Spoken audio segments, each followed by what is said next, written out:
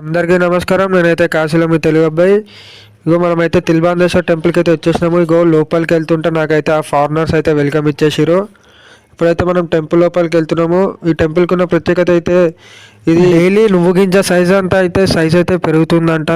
మరి టెంపుల్ వాళ్ళు చెప్పింది. నాకు తెలిసిందైతే ఇక సంవత్సరానికి నువ్వు గింజ అంత సైజ్ అయితే పెరుగుతుందని నాకు తెలుసు. ఇగో ఇంకా చెప్పారు కదా అని ఇగో నేను కూడా వెళ్ళి అభిషేకం చేసేసిన.